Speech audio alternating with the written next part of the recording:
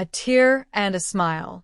The first time Emily Carter stood at the old wooden bridge after her husband's funeral, she thought the air itself was holding its breath. The river beneath her was calm, its surface mirroring the blue-gray sky above.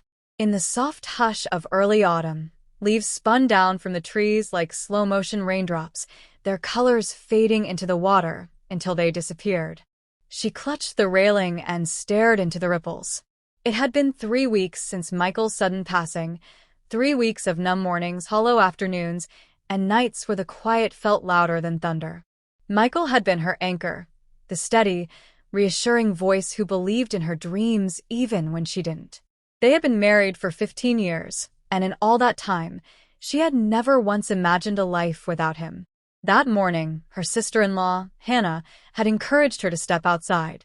"Just a walk," Hannah had said. "Not to fix anything, but maybe to breathe."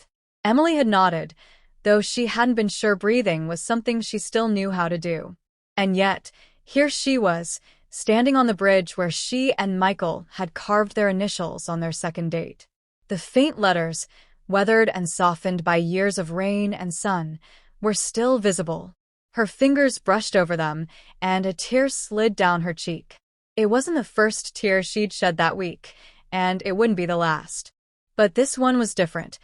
It came without the choking sobs, without the heaviness in her chest. It was quieter, almost peaceful. She remembered something Michael once told her after her mother had passed away. Grief doesn't just take. Sometimes it gives. It teaches you to feel the full spectrum of life.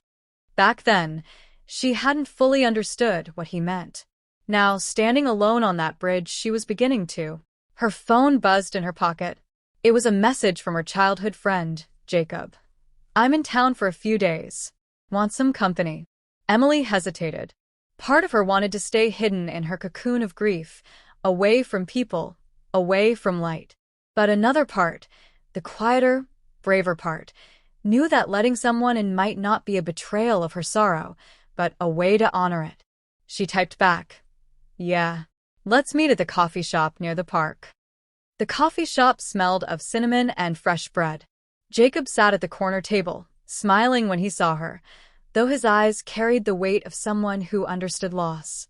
They talked for hours, about old memories, about the years they'd missed, about the small joys that still slipped into life unexpectedly.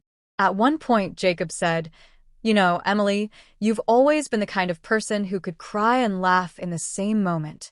That's rare." She tilted her head. "What do you mean?" "I mean," he continued, "you let yourself feel everything. Even now, you're grieving, but you're also still capable of seeing something beautiful and letting it move you. That's a gift." His words stayed with her long after he left. She realized that for days, she had been waiting for grief to end so she could be happy again, but maybe happiness wasn't something that came after. Maybe it could exist alongside the ache. Weeks passed. Emily started painting again, something she hadn't done in years. She would sit by the living room window, brush in hand, letting the sunlight spill across her canvas. Sometimes she painted the river, sometimes the autumn leaves, and sometimes just abstract swirls of color that felt like her emotions, messy, tangled, but still beautiful. She visited the bridge often. Some days she cried there. Other days she simply stood and let the wind touch her face. And every time, she felt a little more whole, though never quite the same as before. One afternoon in late November, Emily brought a small bouquet of wildflowers to the bridge. She set them gently on the railing and whispered, "Thank you, Michael, for every smile, for every tear." As she turned to leave, she caught her reflection in the water, eyes still shining from the tears, but lips curved into the softest of smiles. She finally understood. Life was never about choosing between joy and sorrow. It was about carrying both, letting each deepen the meaning of the other. And in that moment, Emily felt something she hadn't in a long time: peace.